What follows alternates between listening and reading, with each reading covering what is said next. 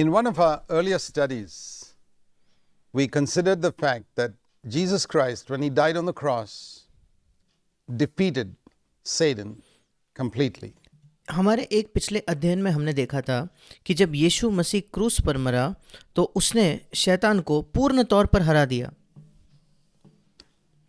But he has permitted Satan still to be alive, to be active in the world. Look at all और उसने उसके बावजूद शैतान को अनुमति दी है कि शैतान जीवित रहे और इस संसार में वो सक्रिय रहे। the confusion he's causing in the world. देखिए सब गड़बड़ी को जो वो इस संसार में करवाता है। He was active in Jesus' time as well. शैतान यीशु के समय में भी सक्रिय था, काम कर रहा था। But the child of God who is submitted to God will not be overcome. पर परमेश्वर की संतान जो परमेश्वर के प्रति अधीन है, परमेश्वर के प्रति समर्पित है, वो शैतान उस पर विजय नहीं पा पाएगा। He will overcome Satan वो परमेश्वर की संतान जो है वो शैतान पर विजय प्राप्त करेगा। in whatever way Satan may come. The Bible speaks of चाहे शैतान किसी भी मार्ग से क्यों ना आए, Satan coming as a lion, persecuting, harassing, frightening the Christian. और बाइबल हमें बताती है कि शैतान एक सिंह के समान आता है, सताव करने के लिए, सताने के लिए और मसीहों को डराने के लिए, उनका क्लेश करने के लिए। Christian will overcome Satan when he comes as a lion. पर मसीही शैतान पर विजय पाएंगे जब भी वो सिंह बनकर आएगा तब। The Bible also speaks about Satan coming as a serpent, deceiving, and this is more dangerous. पर उसी के साथ साथ बाइबल हमें बताती है कि शैतान एक सांप के समान आता है, धोखा देने के लिए या भ्रमाने के लिए, और ये ज्यादा खतरे से भरा है। We may think that persecution is more dangerous, but in the हमें लगेगा कि सताव जो है, क्लेश जो है, वो ज्यादा खतरे से भरा है। history of Christianity teaches पर मसीहत का जो इतिहास है वो हमें सिखाता है that persecution has never killed the church. कि जो सताव है उसने कभी कलीसिया की हत्या नहीं की है, Persecution has made the church flourish. और सताव में हमेशा कलीसिया जो है वो और भी बड़ी है, और भी उसकी उन्नति हुई है। Like someone has said, the blood of the martyrs becomes the seed of the church. जैसे किसी ने कहा है कि शहीदों का जो लहू है, जो मसीह में मरते हैं, उनका जो लहू है वो कलीसिया का बीज बन जाता है। And throughout 2000 years of church history, we find that और इन पिछले 2000 वर्षों के कलीसिया के इतिहास में हम यही पाते हैं, wherever there has been persecution, जब कभी कहीं सताव रहा है, many people have come to the faith. कई लोग विश्वास में आए हैं। But when the devil comes as a serpent, deceiving, पर जब शैतान एक सांप के समान आता है धोखा देने के लिए, he has succeeded in destroying many Christians' lives. वो बिल्कुल सफल रहा है कई मसीहों के जीवन का नाश करने में। Now we can ask, why does God allow this? अब हम ये पूछ सकते हैं कि क्यों परमेश्वर इसकी अनुमति देता है। Why did God allow Satan to come inside the Garden of Eden? क्यों परमेश्वर ने शैतान को अनुमति दी कि वो एदेन के बगीचे में अंदर आए। He didn't come as a lion terrorizing Adam and Eve. और शैतान वहां सिंह के समान नहीं आया जिसने आदम और हवा को डराया।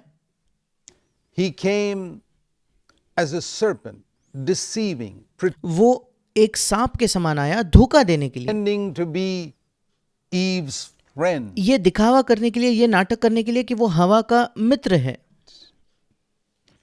Why didn't God stop Satan from entering that garden? अब क्यों परमेश्वर ने शैतान को रोका नहीं उस बगीचे में प्रवेश करने से।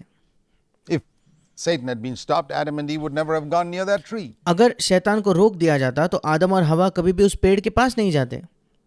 But then they would not have been tested either. पर अगर ऐसा नहीं होता तो उनकी कभी परीक्षा भी नहीं So होती। we learn from Genesis chapter 3 that the reason why God allowed Satan to enter that paradise of the Garden of Eden.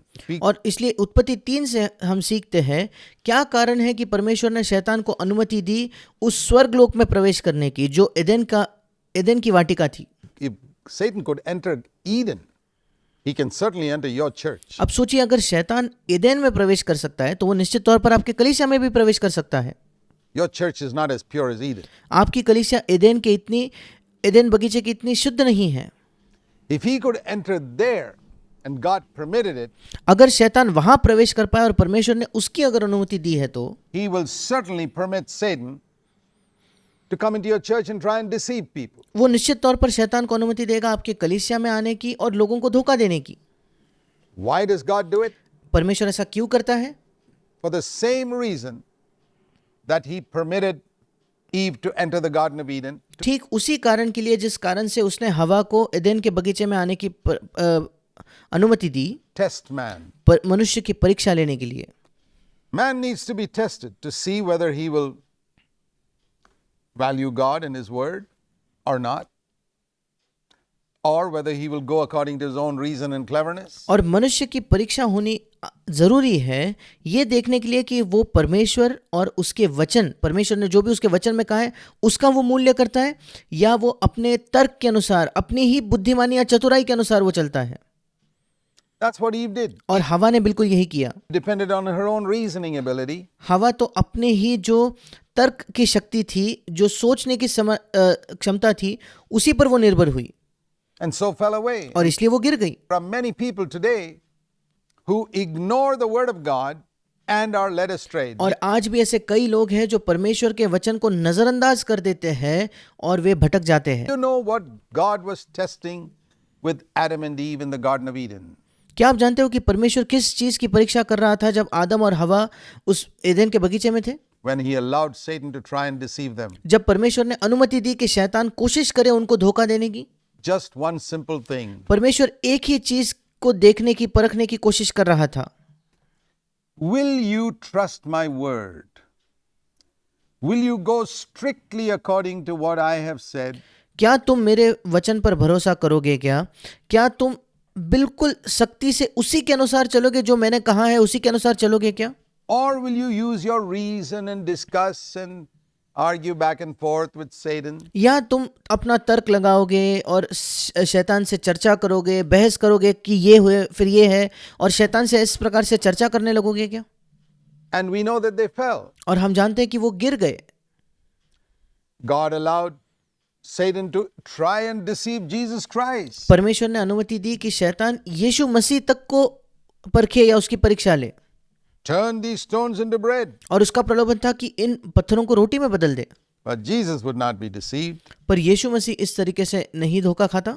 into doing something. He just quoted scripture. यीशु कुछ भी करने में उसने शैतान से धोखा नहीं खाया, उसने केवल बाइबल को बोला, जो भी बाइबल का वचन है वही उसने कहा।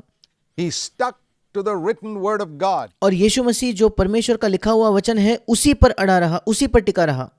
Adam and Eve did not stick to the written word of God. और आदम और हवा परमेश्वर के लिखे हुए वचन पर टिके नहीं रहे, Jesus stuck to the written word of God पर 3 यीशु मसीह उसी परमेश्वर के वचन को ही थामे रहा, उसने उसे छोड़ा नहीं। times in the temptation in the wilderness. और उस जंगल के 3 बार का जो प्रलोभन था, उन तीनों बारों में उसने हर समय परमेश्वर के वचन को ही थामे रखा। Clear. Now we have a choice of going these two ways. अब ये बिल्कुल साफ है कि हमारे पास ये चुनाव है इन 2 मार्गों में जाने का। One is the way of Adam and Eve, एक है आदम और हवा का मार्ग, discussing things back and forth and ignoring God's word. जिसमें हम चीजों पर आगे पीछे निरंतर चर्चा करते हैं और परमेश्वर के वचन को बिल्कुल नजरअंदाज कर देते हैं, Or sticking completely to God's word. Even या दूसरी ओर हम पूर्ण तौर पर परमेश्वर के वचन पर ही अड़े रहते हैं, उसी को थामे रहते हैं। little thing like, I'm not going to turn the stones into bread. यहां तक कि बहुत छोटी सी बात थी कि मैं पत्थरों को रोटियों में नहीं बदलने वाला, The Bible says, man shall not live by bread alone, but क्योंकि बाइबल बताती है कि मनुष्य केवल रोटी से नहीं, every word that proceeds from the mouth of God. बल्कि हर एक वचन से जो परमेश्वर के मुंह से निकलता है उसके द्वारा जीवित रहेगा। God has not told me to turn the stones into bread, so I'm not going to do it. और परमेश्वर ने मुझसे नहीं कहा है कि मैं रोटियों को पत्थर को रोटियों में बदलूं, इसलिए मैं वो नहीं करने वाला। Amazing how exact Jesus was with scripture. बड़ा अद्भुत है कि यीशु मसीह बाइबल के साथ, परमेश्वर के वचन के साथ कितना सटीकता से पेश आता था। If you're exact with scripture, I can give you a written guarantee that you will not be deceived. अगर आप परमेश्वर के वचन को बिल्कुल सटीकता से और सच्चे उसके प्रति रहते हो तो मैं आपको लिखकर एक गारंटी दे सकता हूं कि आप धोखा नहीं खाओगे। If you allow the New Testament teaching, अगर आप अनुमति दोगे नए नियम की शिक्षा को, the example of Jesus, यीशु के उदाहरण को, the teaching of Jesus यीशु की शिक्षा को and the teaching of the epistles, the Holy Spirit's teaching in the epistles, और जो पत्रियां हैं उनकी जो शिक्षा है, पवित्र आत्मा ने जो प्रेरितों में पत्रियों में सिखाया उसकी शिक्षा को, to guide you and to be your only guide, और इन चीजों को अनुमति देते हो कि वो आपका मार्गदर्शन करे, और केवल इन्हीं चीजों का आपका मार्गदर्शक रखते हो तो, and you accept nothing else outside of that, और इन चीजों के बाहर आप दूसरे किसी भी चीज का स्वीकार नहीं करते तो you will never be deceived. आप कभी धोखा नहीं खाओगे. But if you take things outside of that पर अगर आप इसके बाहर की चीजें लोगे तो, and say, well, that sounds reasonable, that's और फिर आप कहते हो कि नहीं, सुनने में तो इसका बिल्कुल तर्क सही लगता है, बिल्कुल सही लग रही है ये बात, okay, ये सुनने में ठीक लग रहा है, I can guarantee you equally that you will be deceived. फिर मैं उतने ही मात्रा में आपको ये गारंटी दे सकता हूं कि आप निश्चित तौर पर धोखा खा जाओगे. The Bible says specifically when Jesus was asked by his disciples in Matthew 24, और बाइबल विशेषकर हमें बताती है कि जब यीशु मसीह को उसके शिष्यों ने पूछा कि मत्ती रचित सुसमाचार उसके 24 अध्याय में जब शिष्यों ने ये पूछा, what is the sign of the last days? कि अंतिम दिनों के चिन्ह क्या है, When will you return? और प्रभु तू कब लौटेगा. Of course, there are many signs Jesus mentioned: wars, rumors of wars, famines, earthquakes, persecution, etc. All that. अब कई चिन्ह है जो यीशु ने कहे. यीशु ने कहा कि लड़ाइयाँ होंगी, लड़ाई की अफवाहें होंगी, और अकाल पड़ेंगे, भूकंप आएंगे, सताव होगा, ऐसे कई चीजें उसने कही. But notice what he said. Number one, पर देखिए वो कौन सी चीज है जो यीशु ने सबसे पहले कौन सा चिन्ह बताया, and what he repeated more than once. और वो कौन सी चीज है जिसे उसने एक से ज्यादा बार दोहराया है. The first thing he said was in verse 4, see to it that no one deceives you. सबसे पहली चीज जो यीशु ने चौथे वचन में कही वो ये थी, सावधान रहो कोई तुम्हें न भरमाने पाए. Deception is the first thing that he mentioned in relation to the last days. और धोखा या भरमाना ये पहली चीज है जिसका जिक्र यीशु ने अंतिम दिनों के संबंध में किया. And further down, he said again, there will be many false Christs and false prophets, verse 24. और आगे जाकर 24वें वचन में फिर एक बार वो कहता है, क्योंकि कई झूठे मसीह और झूठे भविष्यद्वक्ता उठ खड़े होंगे. And do you know what these false prophets are going to do? और क्या आप जानते हो ये झूठे भविष्यद्वक्ता क्या करेंगे?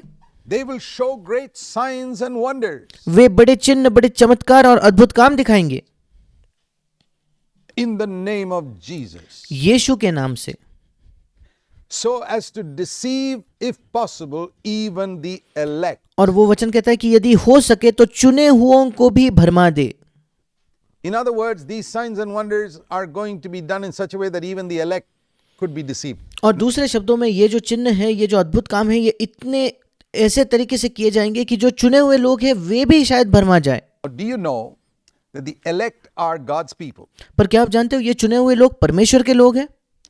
Can you imagine the elect being prone to deception if this man is doing wonders in the name of some other religion or some other god? अब क्या आप कल्पना भी कर सकते हो कि ये चुने हुए लोग किसी के भरमाने से भटक जाते हैं या धोखे में आ जाते हैं अगर वो व्यक्ति किसी अन्य धर्म के या किसी अन्य परमेश्वर के नाम से चमत्कार या चिन्ह करे? ऐसा हो सकता है क्या? No. नहीं, Impossible. असंभव है. Where is the danger of the elect being deceived? Because और ये जो चुने हुए हैं इनका धोखा खाने का खतरा कब आता है? it comes in the name of Jesus. क्योंकि ये चिन्ह करने वाला यीशु के नाम से आता है. He's a wolf, but he comes in sheep's clothing. और वो एक भेड़िया है पर वो भेड़ के वस्त्र धारण करके आता है. Sheep's clothing means evangelical doctrine. और भेड़ों का वस्त्र क्या होता है? बिल्कुल सही और सटीक इवेंजेलिकल सिद्धांत या evangelical doctrine. He brings the Bible. He doesn't bring some other holy book. वो बाइबल को लेके आता है. वो किसी और पवित्र किताब को नहीं लाता, वो बाइबल ही को लाता है. He doesn't use the name of some other god. He uses the name of Jesus. वो किसी अन्य परमेश्वर का नाम का इस्तेमाल नहीं करता, वो यीशु के नाम का इस्तेमाल करता है. But he's a deceiver. पर वो एक धोखा देने वाला है. Because the Bible says in 2 Corinthians 11, Satan comes as an angel of light. क्योंकि बाइबल हमें दूसरा कुरिन्थ उसके 11वें अध्याय में बताती है कि शैतान स्वर्ग के इस एक ज्योति के स्वर्गदूत के समान शैतान बनकर आता है. And his servants come as ministers of righteousness. और उसके जो सेवक है वो तो धर्म के सेवक या धार्मिकता के सेवक का रूप धारण करके आते हैं। Corinthians in chapter 11 दूसरा कुरिन्थ उसका 11वां अध्याय and verse 14 and 15. और 14 और 15 वचन में ये लिखा है, They will talk about righteousness, etc. Way But धार्मिकता या अन्य चीजों की बात करेंगे, you got to be watchful. पर आपको बड़ा सतर्क और सावधान होना है, They will preach another Jesus. क्योंकि वे अन्य यीशु का प्रचार करेंगे। 2 Corinthians 11 verse 3. दूसरा Corinth 11:3, Offer you another spirit. आपके सामने एक दूसरा आत्मा रखेंगे Preach another gospel और दूसरा सुसमाचार का प्रचार करेंगे, to lead you astray. जिससे आप भटक जाओ। Let me show you another verse. In 1 Timothy chapter 4, it says in the last days, मैं आपको एक और वचन दिखाना चाहता हूँ। पहला तिमुथियुस उसके 4 अध्याय में लिखा है कि अंतिम दिनों में this Holy Spirit has specifically said that some will fall away from the faith. ऐसा लिखा है कि पवित्र आत्मा स्पष्टता से कहता है कि कुछ लोग विश्वास से बहक जाएंगे। इंग्लिश में लिखा है विश्वास से गिर जाएंगे। Not talking about unbelievers. अब ये अविश्वासियों के बारे में नहीं लिखा, These are people who have come to the faith ये वो लोग हैं जो विश्वास में आ चुके हैं and they fall away और फिर वे गिर जाते हैं, because क्योंकि they pay attention to deceitful spirits. क्योंकि वे भरमाने वाले आत्माओं पर ध्यान लगाते हैं। इसलिए They pay attention to deceitful spirits. और जो भरमाने वाले धोखा देने वाली आत्माएं हैं उन पर वे मन लगाते हैं, उन्हीं पर ध्यान लगाते They हैं। don't stick to the word of God. वे परमेश्वर के वचन पर नहीं उसे नहीं पकड़े रहते, उस पर नहीं रहते। Jesus said in Matthew chapter 7 यीशु मसीह ने मत्ती रचित सुसमाचार उसके 7वें अध्याय में कहा that in the last day, when the day of judgment, many will say to him, Matthew 7 verse 22, not one or two, और अंतिम दिन में मत्ती 7:22 में यीशु कहता है कि न्याय के दिन, अंतिम दिन में बहुत से लोग उससे कहेंगे, एक या दो लोग नहीं, not one or two, एक या दो लोग नहीं, 3 or 4, 3 या 4 नहीं, many. बहुत से लोग। Many could mean hundreds. अब बहुत से लोग मतलब शायद 100 से ज्यादा तादाद होंगी, Hundreds of preachers, thousands of preachers perhaps, शायद 100 नहीं, हजारों ऐसे प्रचारक होंगे, हजारों प्रचारक will come to him and say, Lord, वे यीशु के पास आकर कहेंगे, हे प्रभु, Lord, hey Prabhu, we prophesied in the name of Jesus. हमने यीशु के नाम से भविष्यवाणी की, We cast out demons in the name of Jesus. हमने यीशु के नाम से दुष्ट आत्माओं को निकाला, We did miracles in the name of Jesus. हमने यीशु के नाम से बहुत से आश्चर्य कर्म किए। And the Lord says, I will turn to them and declare to them, और फिर प्रभु कहता है मैं उनसे खुलकर कह दूंगा, इंग्लिश में कहा है कि मैं मुड़कर उनसे कहूंगा, I never knew you. मैंने तुम्हें कभी नहीं जाना, I never had a personal relationship with you. मेरा कभी तुम्हारे साथ एक व्यक्तिगत संबंध या रिश्ता ही नहीं था, You lived in sin. तुम पाप में जीते थे, Depart from me. मुझसे, मेरे पास से चले जाओ। They are sent to hell. और वे नरक में भेज दिए जाते हैं। Can you believe that people who did miracles in the name of Jesus are sent to hell finally? क्या आप ये विश्वास कर सकते हो कि जिन लोगों ने चमत्कार किया वे आखिरकार नरक में भेज दिए जाते हैं? Well, that all depends on whether you believe the Bible or not. Jesus अब ये इस पर निर्भर होता है कि आप बाइबल पर विश्वास करते हो या नहीं करते। said, heaven and earth will pass away. My words will not pass away. I'll tell और you यीशु ने कहा कि स्वर्ग और पृथ्वी टल जाएगी पर मेरे वचन जो है, मेरे शब्द जो है वे नहीं टलेंगे। something. I would rather believe the words of Jesus than your reason or my reason. और मैं आपसे कुछ कहना चाहता हूँ, मैं यीशु के शब्दों पर विश्वास कर लूंगा इसके बजाय कि मेरे तर्क पे या आपके तर्क पर मैं विश्वास करूं, My understanding and your understanding या can मेरी समझ या आपकी समझ पर निर्भर होने से बेहतर, be faulty. क्योंकि आपकी समझ और मेरी समझ तो उसमें कोई गलती हो सकती है, There are many things we are deceived by, but I क्योंकि कई चीजें जिनसे हम भरमा जाते हैं, धोखा खाते will हैं। not be deceived because I believe the words of Jesus. पर मैं धोखा नहीं खाऊंगा, मैं भरमाया नहीं जाऊंगा, क्योंकि मैं यीशु के शब्दों पर विश्वास करता हूं।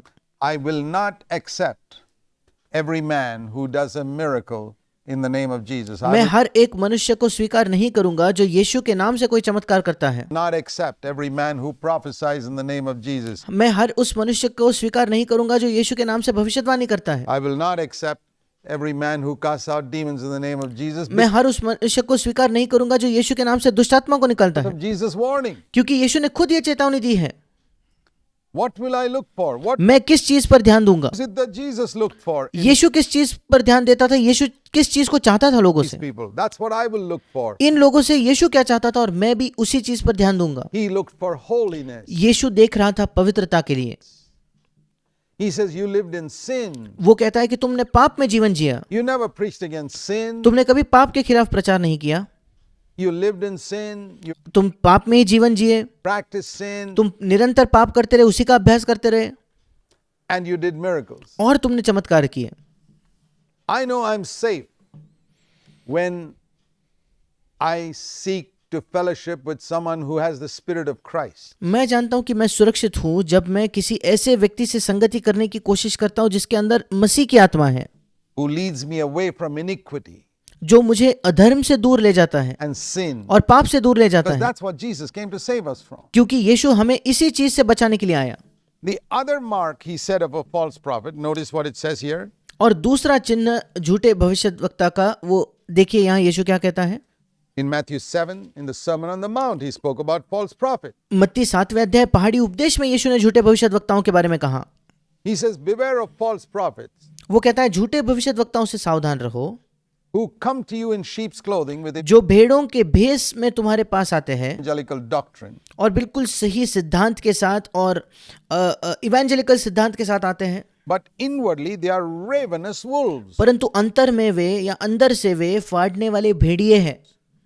Now, what does a wolf want अब एक भेड़िया क्या चाहता है? when he comes covering himself with a sheep's clothing? जब वो अपने आप को भेड़ के भेष में या भेड़ के वस्त्र पहनकर आता है तो वो चाहता क्या है?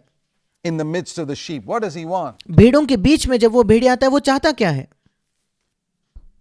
He hasn't come to bless the sheep. वो भेड़ों को आशीष देने के लिए नहीं आया, He pretends to be one of them, वो दिखावा करता है कि वो उन्हीं में से एक है, but his aim is to get something for himself. पर उसका लक्ष्य है कि वो अपने आप के लिए कोई चीज प्राप्त कर ले। A wolf comes into the midst of sheep only to get something for himself. एक जो भेड़िया है वो भेड़ों के बीच केवल अपने आप के लिए कुछ प्राप्त करने आता है। You can be pretty sure of that. आप इस बारे में बिल्कुल सुनिश्चित हो सकते हो। So, what does the sheep want? He wants अब भेड़िया क्या चाहता है? bite. What does the wolf want? He wants to bite off whatever he can from the sheep to feed himself. और वो जो भेड़िया है वो भेड़ से जो भी काट सके उसको काट कर अपने आप का पेट भरना चाहता है। वो भेड़िया He is greedy. दूसरे शब्दों में वो लोभी है, He is ravenous. वो फाड़ खाने वाला है। He wants to bite off from the sheep as much as he can get from the sheep. वो उस भेड़ से उसको काट कर जितना प्राप्त कर सके वो प्राप्त करना चाहता है, Of the sheep's meat. और जो भी उस भेड़ का जो मांस है उससे जितना वो खा सके वो खाना चाहता है, To feed himself. ताकि वो अपने आप को खिलाए, अपना पेट भर ले। That's the mark of a false prophet. एक झूठे भविष्यद्वक्ता का यही एक चिन्ह है। One mark of a false prophet, he said. So, और झूठे भविष्यद्वक्ता का एक चिन्ह ये है, उसने कहा। how shall we detect a false prophet? अब एक झूठे भविष्यद्वक्ता को हम कैसे परखें? Not by his doctrine. He may उसके सिद्धांत से नहीं, the right doctrine. शायद वो सही सिद्धांत का प्रचार करता है, He may do miracles. शायद वो चमत्कार करता है, He may, in Jesus' name, he may cast out demons in शायद वो यीशु के नाम से चमत्कार करता है, वो दुष्टात्माओं को निकालता है यीशु के नाम से, Jesus' name. He may preach in Jesus' name. He may शायद यीशु के नाम से वो प्रचार करता है, be a very eloquent speaker. शायद वो बहुत ही अच्छा एक प्रचार करने वाला व्यक्ति है, पर You will find in him a greedy desire. आप उसके अंदर एक बहुत ही लोभी लालच को पाओगे, लालसा को पाओगे। Listen carefully. ध्यान से सुनिएगा, If you want to identify a false prophet, अगर आप एक झूठे भविष्यद्वक्ता को पहचानना चाहते हो तो you will find in him a greedy desire आपको उसके अंदर एक बहुत ही लोभ से भरी एक लालसा मिलेगी, to eat up whatever is yours and जो भी आपका है वो खा लेना चाहता है, take it for himself. और जो भी आपका है वो अपने आप के लिए ले लेना चाहता है, Primarily, your money, और प्राथमिक तौर पर आपका पैसा, your possessions. आपकी जो संपत्ति है, आपकी जो चीजें है वो। That is the way, one of the ways to identify a false prophet. और ये एक तरीका है, एक मार्ग है एक झूठे भविष्यद्वक्ता को पहचानने का। If you only go by doctrine, the sheep's clothing, you'll be deceived. अगर आप केवल सिद्धांत के द्वारा जाते हो, जो भेड़ों के वस्त्र है उसके द्वारा जाते हो, तो आप धोखा खाओगे। But you got to look underneath that doctrine, पर आपको उस सिद्धांत के नीचे देखना होगा। underneath that sheep's clothing. What is he after? He is after my money. उस भेड़ के वस्त्र के नीचे देखिए कि वो क्या चाहता है, उसकी किस चीज की खोज में वो है। वो मेरे पैसे के पीछे है। And he quotes scripture to get my money. और मेरा पैसा लेने के लिए वो बाइबल का भी इस्तेमाल करता है। He talks about the need. He वो बात करता है कितनी आवश्यकता है, कितनी जरूरत है, talks about the laborer being worthy of his hire. और वो हमेशा यही बात करता है कि जो वो काम करने वाला है, वो मजदूर है, वो अपने मजदूरी के हकदार है। You never see Jesus saying such things, asking people for their money. There's पर आप कभी नहीं देखते कि यीशु मसीह इन चीजों का प्रचार करता था लोगों का पैसा मांगते हुए। not a single instance of Jesus asking people to support him or his ministry. People एक भी घटना आपको नहीं मिलती जहां यीशु लोगों से कहता है कि उसे पैसा देकर उसका समर्थन करे या उसके सेवकाई का समर्थन करे। gave voluntarily, cheerfully. लोग स्वेच्छा से देते थे, आनंद से देते थे, He accepted it. और यीशु उसका स्वीकार भी करता था।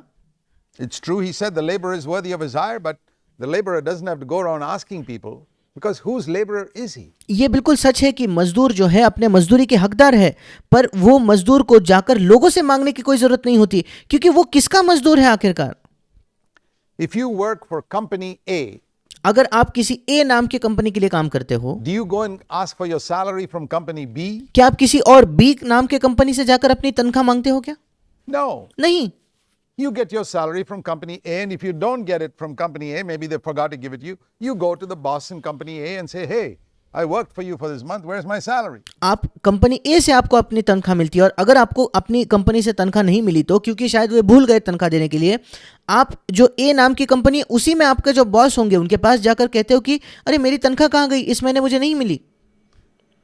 You can't go to the man on the street and say, give me money, you didn't work for him. सड़क पर किसी व्यक्ति के पास जाकर आप नहीं कह सकते मुझे मेरा पैसा दो, क्योंकि तुमने उसके लिए काम ही नहीं किया है। If you're a servant of the Lord, अगर आप प्रभु के सेवक हो तो whom should you go to for your need? तुम्हें किसके पास जाना चाहिए अपने जरूरतों के लिए? To man? मनुष्य के पास Then क्या? you're a servant of man. अगर मनुष्य के पास जाते हो तो तुम मनुष्यों के सेवक हो। I've been a servant of the Lord for 40 years. I've मैं 40 वर्षों से प्रभु का सेवक रहा never हूँ, gone to a single man for any need of mine, leave और मैंने कभी किसी मनुष्य के पास नहीं गया हूँ मेरी किसी भी जरूरत को लेकर, money, any other need. ना ही पैसे की जरूरत, ना ही कोई और जरूरत के लिए, Because I'm serving the Lord. I क्योंकि मैं प्रभु की सेवकाई कर रहा हूँ, go to the one I serve, the और मैं उसी के पास जाता हूँ जिसकी मैं सेवा कर रहा हूँ। master, and say, Lord, here I've served you, but I've never had to go to him. He always takes care of my need even before I go. मैं हमेशा प्रभु के पास जाता हूँ जो जिसकी मैं सेवा करता हूँ, जो मेरा स्वामी है, और उसी के पास जाता हूँ, पर मुझे कभी उसके पास जाने की जरूरत नहीं पड़ी, क्योंकि जब मैं प्रभु के पास जाऊँ अपनी जरूरत लेकर, उसके पहले ही वो मेरी जरूरत को देख लेता है और संभाल लेता है। He's more faithful than any company A, B, or C, or X, Y, or Z. और प्रभु ज्यादा विश्वास योग्य है किसी भी अन्य कंपनी से, चाहे ए नाम हो, बी नाम हो, सी हो, एक्स वाई जेड, कोई भी नाम क्यों ना हो, Any company, he's किसी भी कंपनी से ज्यादा विश्वास योग्य प्रभु है, more faithful. वो ज्यादा विश्वास योग्य है। So, remember this. और इसलिए इस बात को याद रखें, Beware of ravenous wolves who are eager to bite off what you have. और उन फाड़ खाने वाले भेड़ियों से सतर्क रहे, सावधान रहे, जो बड़े आतुर है आपके पास जो भी है उसे फाड़ खाने के लिए, आपसे आपकी कोई चीज खाने के लिए। They're not interested in your welfare. उनकी दिलचस्पी आपके भलाई में नहीं है, They're interested in getting from you what you have. उनकी दिलचस्पी केवल यही है कि आपसे, आपके पास जो भी है वो उसे प्राप्त करें। The other thing Jesus said here is, you will know them, verse 16, by their fruits. दूसरी चीज यहां यीशु ने जो कही कि 16वें वचन में, कि तुम उन्हें उनके फलों से पहचान लोगे। You can't get grapes from thorn bushes or figs from thistles. और यीशु कहता है क्या लोग झाड़ियों से अंगूर या ऊंट कटारों से अंजीर तोड़ते हैं? I'm not impressed by a man's gifts. मैं किसी मनुष्य के जो वरदान है उससे मैं बहुत ज्यादा प्रभावित नहीं होता। People can have the fruit of the Spirit and the gift of the Spirit, लोगों के पास पवित्र आत्मा का फल हो सकता है और पवित्र आत्मा का वरदान हो सकता है, but I'm looking for the gifts. पर मेरा ध्यान है वरदान पर। No, then you'll all be deceived. नहीं, अगर मेरा ध्यान केवल वरदान पर होगा तब आप धोखा खाओगे, But if I look for the fruit, I will पर अगर मेरा ध्यान फल पर होगा आत्मा के, तो not be deceived. If फिर मैं धोखा नहीं खाऊंगा। you're looking for the gifts, you'll be deceived. अगर आप केवल वरदानों पर ही ध्यान दोगे, वरदानों की खोज करोगे, तो आप धोखा खाओगे। What are you looking for? किसी भविष्यद्वक्ता में आप क्या खोजते हो? I'm looking for the fruit, मैं फल को खोजता हूँ, not the gift. Because वरदान नहीं, Jesus said, you will not know them by their gifts, you'll know them by their fruits. क्योंकि यीशु ने कहा उनके वरदानों से नहीं बल्कि उनके फलों से तुम उन्हें पहचान लोगे। Later on, he speaks about gifts और आगे जाकर वो वरदानों की बात करता है in verse 22. 22 वचन में। Miracles, prophecy, casting out demons. He says, you won't know them by that. Because और अद्भुत काम यीशु बात करता है अद्भुत कामों की, भविष्यवाणी, दुष्टात्माओं को निकलने की, पर यीशु कहता है इन चीजों से तुम उन्हें नहीं जानोगे, those fellows are not even my servants, the Lord says. क्योंकि प्रभु कहता है ये लोग जो ये सारे अद्भुत काम करते वे तो मेरे सेवक तक नहीं हैं, They're going to hell. वे तो नर्क में जा रहे हैं। So if you look for gifts, you'll be deceived. और इसलिए अगर आप वरदानों ही पर ध्यान दोगे, वरदानों की खोज करोगे तो आप धोखा खाओगे। Remember this. These are warnings to protect you from deception. If you इसे याद रखिए, ये चेतावनियां हैं जो आपको धोखे से बचा सकती हैं। look for gifts in a man, you'll be deceived. अगर आप किसी मनुष्य में वरदानों की खोज करते हो तो आप धोखा खाओगे। Look for the fruit. इसके बजाय जो फल है उसकी खोज करो। Fruit. किस फल को? The Spirit of Christ. जो मसीह की आत्मा है। Humility, first of all. सबसे पहले नम्रता। See if this man is a humble man. देखिए ये व्यक्ति एक नम्र व्यक्ति है या नहीं। See if this man is drawing you to Christ or drawing you to himself. देखिए ये व्यक्ति आपको मसीह की ओर आकर्षित करता है या अपने आप की ओर आकर्षित करता है। See if he's got the Spirit of Christ, which was totally free from the love of money. देखिए उसके पास मसीह की वो आत्मा है क्या जो पैसे के प्रेम से संपूर्ण रीति से स्वतंत्र थी। Was there an atom of the love of money in Jesus Christ? क्या यीशु मसीह में एक तिनका भी था क्या पैसे के प्रेम का? Not at all. बिल्कुल भी नहीं। Look for that in a man, you will not be deceived. Do you किसी भी व्यक्ति में अगर इसकी खोज करोगे तो आप धोखा नहीं खाओगे। know, in the 2nd century, there's a little writing, one of the earliest Christian writings that has come down to us from the 2nd century. और दूसरे शताब्दी में एक छोटी मसीही पुस्तक थी, कुछ चीजें लिखी थी और शायद ये सबसे पहली मसीही चीज लिखी हुई है जो दूसरे शताब्दी से आज तक हमारे पास उपलब्ध है, आज हमारे पास आई है। It's a little booklet called The Teaching of the 12 Apostles or the Didache. बहुत ही छोटी पुस्तक है जिसका नाम डिडाके है या 12 प्रेरितों की शिक्षा, ऐसा उसका नाम है, उस पुस्तक का शीर्षक है। Didache. The Teaching of the 12 Apostles. And और प्रेरितों के 12 प्रेरितों की जो शिक्षा, डिडाचे नाम का वो किताब है। very interesting thing. I don't know who wrote it. बहुत ही दिलचस्प वो पुस्तक, छोटी सी पुस्तक है। मैं नहीं जानता किसने उसे लिखा है, But it certainly come down from those ancient times more than 19 centuries ago. पर निश्चित तौर पर वो उस पूर्व काल से आई है, लगभग 18-19 शताब्दियों पुरानी वो पुस्तक है। And one of the things it says there, because those days there were no Bibles, people didn't have Bibles. और विशेषकर उन दिनों लोगों के पास अपने पास घर में बाइबल नहीं होते थे। Only here and there were some copies of Paul's writings. यहाँ वहाँ ही बाइबल के कुछ प्रत मिलते थे या जो पौलुस ने लिखे हुए वहाँ एक या दो कहीं मिल जाते थे। Very, very few. Most churches did not have even an Old Testament. बहुत ही कम बाइबल पाई जाती थी और उन दिनों तक अधिकतर कलीसियाओं के पास पुराना नियम भी नहीं था। And there was a lot of wandering preachers going around claiming to be apostles, claiming to be prophets. और इसलिए उस समय क्या होता था, बहुत सारे लोग प्रचार करते हुए यहाँ वहाँ घूमते थे जो दावा करते थे कि मैं प्रेरित हूँ, मैं भविष्यद्वक्ता हूँ। ऐसे बहुत से लोग घूमते थे उस समय। Can you imagine what deception was going on in those days? और क्या आप कल्पना कर सकते हो उन दिनों में क्या ही मात्रा में धोखा चल रहा होगा? Much worse than today when we have a Bible. आज से ज्यादा बुरा, क्योंकि आज हमारे पास बाइबल है। And people are deceived. In those days they didn't have a Bible. आज लोगों के पास बाइबल है और वे धोखा खाते हैं। उन दिनों उनके पास बाइबल भी नहीं थी। So the apostles gave them a simple rule और इसलिए प्रेरितों ने उनको एक बहुत ही साधारण सा नियम दिया था to protect them, which everybody could get and be protected by. और बहुत ही साधारण सा एक नियम प्रेरितों ने उन्हें दिया था जिससे हर कोई अपने आप की सुरक्षा कर सकता था। They said, if anyone comes to you and asks you for money for himself, he's a false prophet. वो प्रेरित कहते थे कि अगर कोई भी तुम्हारे पास आता है और अपने आप के लिए तुम्हें पैसा मांगता है तो वो एक झूठा भविष्यद्वक्ता है। If he asks you money for his ministry, he's a false prophet. अगर वो अपने सेवकाई के लिए आपसे पैसा मांगता है वो एक झूठा भविष्यद्वक्ता है। No, नहीं, we don't ask. We certainly ask people to give money for the needs of others. हम अपने आप के लिए नहीं मांगते। हाँ, हम निश्चित तौर पर दूसरों की जो जरूरत है उसके लिए मांग सकते हैं, Not for ourselves. पर अपने आप के लिए नहीं।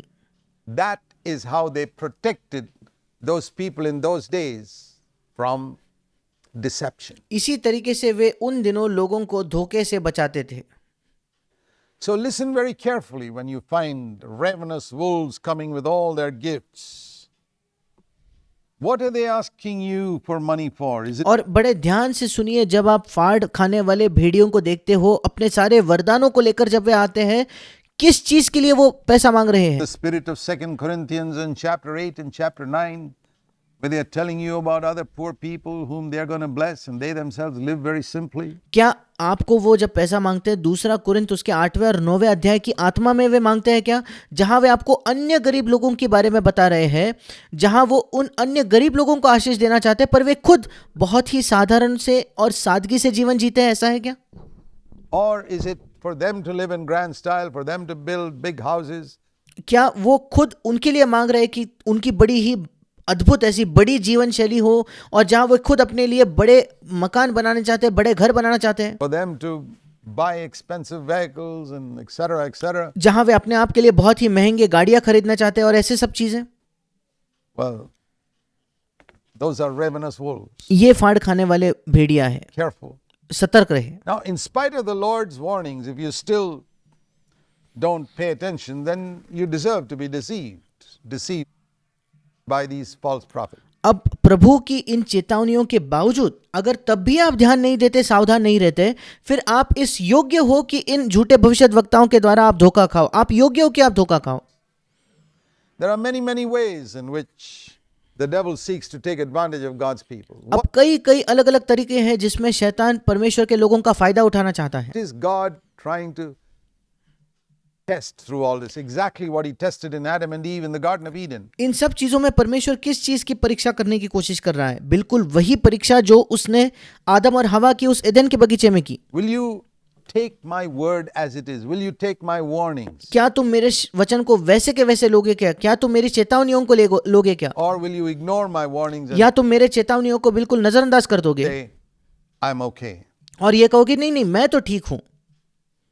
In the Bible, we read of people who fell down before the Lord with their head down to the ground and worshipped him. Bible में हम ऐसे लोगों के बारे में पढ़ते हैं जो प्रभु के सामने गिर पड़े, उनका सर जमीन की ओर झुकाते हुए, और उन्होंने प्रभु की आराधना की।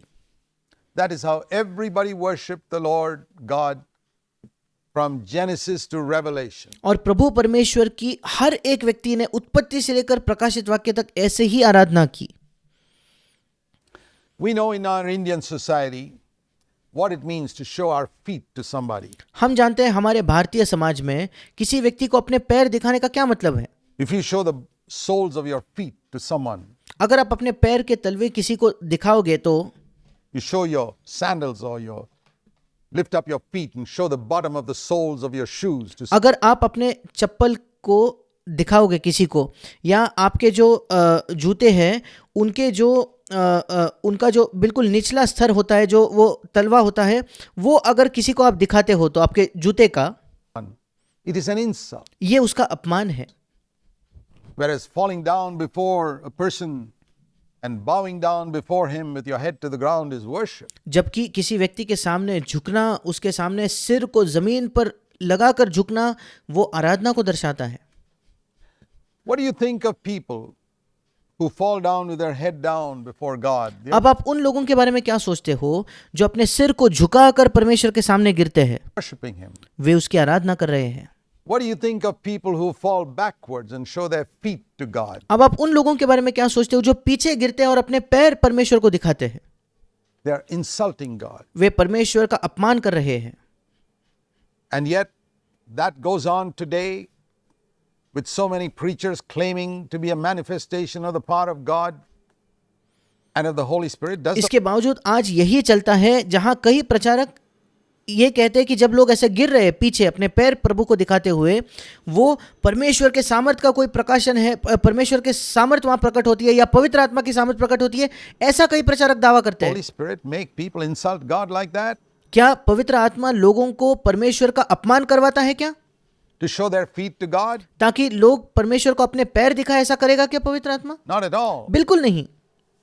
It's sinners who fall backward in the presence of Christ. मसीह के उपस्थिति में केवल पापी पीछे की तरफ गिरते हैं। It's demons who throw people down. I've seen demons throw people down myself. और दुष्ट आत्माएं हैं जो लोगों को नीचे फेंकती है, और मैंने खुद देखा है दुष्ट आत्माओं को लोगों को नीचे फेंकते हुए। And you read in the Bible about demons throwing people down, but never और आप बाइबल में भी पढ़ते हो कि दुष्ट आत्माएं लोगों को नीचे फेंकते हैं, the Holy Spirit. पर कभी पवित्र आत्मा ऐसा नहीं करता। Jesus always lifted people up. यीशु मसीह हमेशा लोगों को ऊपर उठाता था। And if people fell down before the Lord, it was with their head down to worship Him, not showing Him their feet. और अगर लोग प्रभु के सामने गिर पड़ते तो उनका सिर झुकाकर उसकी आराधना करने के लिए गिरते, उसको अपने पांव दिखाकर नहीं गिरते। I'm just giving you an example of the amount of deception that's going on and the multitudes of Christians who look at all this and say, boy, this is the power of God. मैं आपको बस एक उदाहरण दे रहा हूं कि कितने ज्यादा भारी मात्रा में यह भरमाना और धोखा चलता है और कितनी बड़ी भीड़ है मसीहों की जो इन सब चीजों को देखकर कहता है क्या ही अद्भुत है, ये तो परमेश्वर की सामर्थ है। Do you know that there were people like that even in the Acts of the Apostles क्या आप जानते हो कि प्रेरितों के काम में भी ऐसे लोग थे who were deceived? जो धोखा खा गए।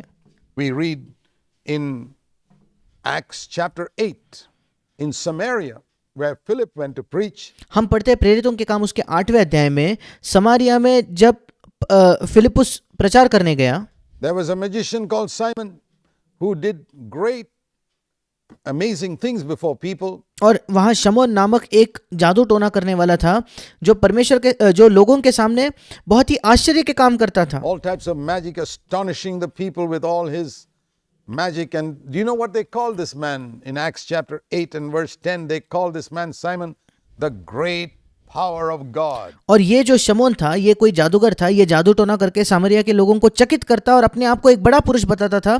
क्या आप जानते हो सामरिया के लोग इसको क्या कहते थे? वो इस व्यक्ति को कहते थे कि ये मनुष्य परमेश्वर की वो महान शक्ति है।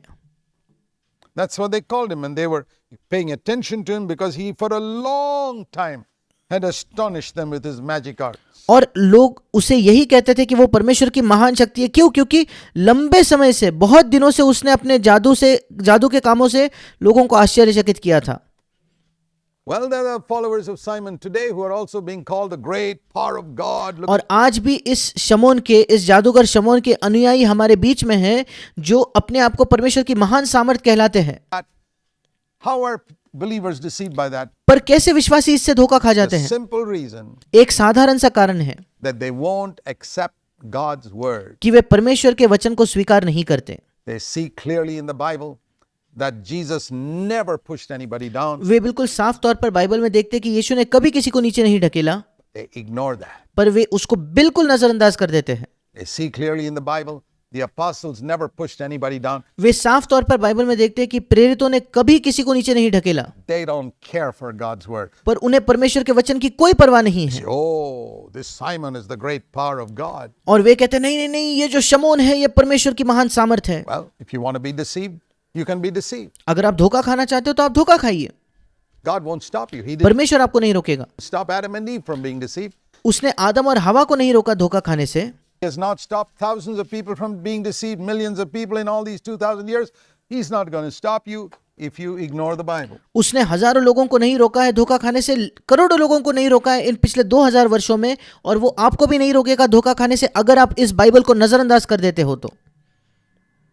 God's word is clear. You ignore the example of Jesus, you ignore the example of the apostles, then you deserve to be deceived. परमेश्वर का वचन बिल्कुल साफ है। अगर आप यीशु के उदाहरण को नजरअंदाज कर देते हो, प्रेरितों की शिक्षा को नजरअंदाज कर देते हो, फिर आप इस योग्य हो कि आप धोखा खाओ And to be led astray and to ruin your Christianity and your life. और आप इस योग्य हो कि आप भरमाए जाओ, भटक जाओ और अपने मसीहत का नाश कर लो और अपने जीवन का नाश कर लो।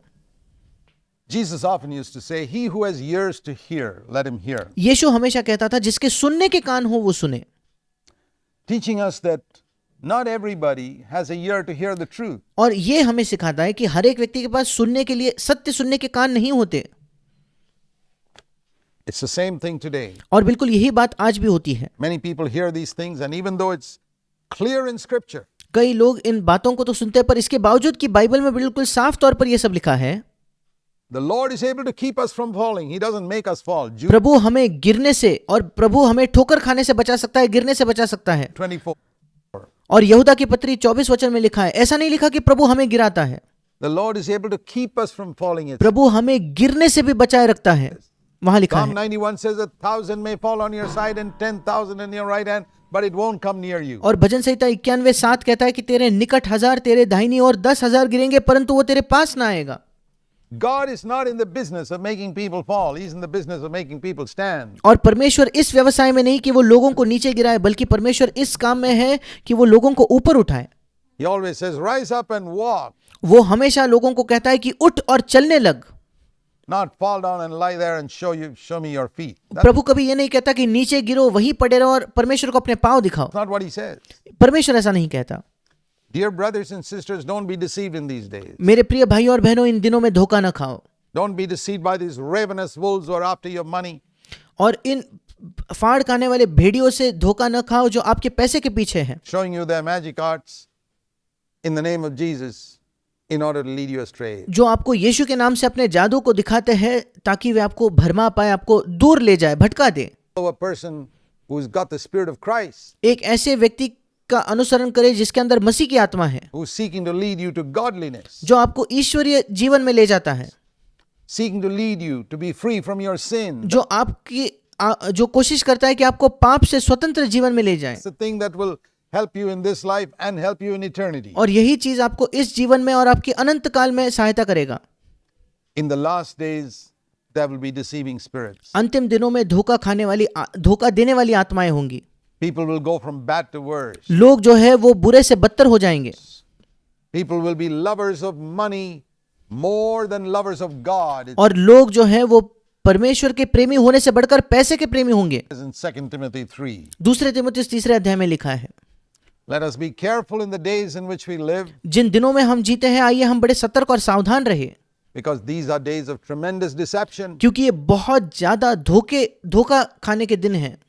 2 Thessalonians 2 warns us very clearly that दूसरा थिस्सलुनीके उसके दूसरे अध्याय में हमें बड़ी साफ तौर पर एक चेतावनी दी गई है। all those who don't receive the love of the truth, 2 Thessalonians 2 and verse 10 and 11, will be deceived. God दूसरा थिस्सलुनीके दूसरा अध्याय 10 और 11 कि जितनों ने सत्य का प्रेम नहीं प्राप्त किया वे सब धोखा खाएंगे। himself will allow them to be deceived और यहाँ लिखा है परमेश्वर खुद उन्हें अनुमति देगा कि वे धोखा खाएं, because they don't receive the love of the truth. और क्योंकि लिखा है कि उन्होंने सत्य के प्रेम को स्वीकार नहीं किया। And it says there that they will be deceived by the false signs and wonders that Satan is going to manifest in verse 9. और 9वें वचन में लिखा है कि शैतान जो झूठे सामर्थ और चिन्ह और अद्भुत काम करेगा उसके द्वारा वे धोखा खाएंगे। Yeah, it looks as if some good is being done by some of these things. और ऐसा दिखने में तो लगता है कि ये जो कुछ चीजें आज चल रही है इनसे कुछ भलाई हो रही है, But the question is, where does it finally lead you? पर सवाल ये है कि आखिरकार ये चीजें आपको कहाँ ले जाती है? To Christ, to the real Jesus, प्रभु मसीह की ओर क्या, उस सच्चे वास्तविक यीशु की ओर क्या, or to another Jesus? या किसी अन्य यीशु के पास? Follow God's word or to be deceived? क्या ये सब चीजें आपको परमेश्वर के वचन का अनुसरण करने पे ले जाती है या आपको धोखा खाने की ओर ले जाती है? May God help you to hear these words and be परमेश्वर आपकी सहायता करे कि आप इन शब्दों को सुने saved and protected. और आपका उद्धार हो और आप सुरक्षित रहे। God bless you. परमेश्वर आपको आशीष दे।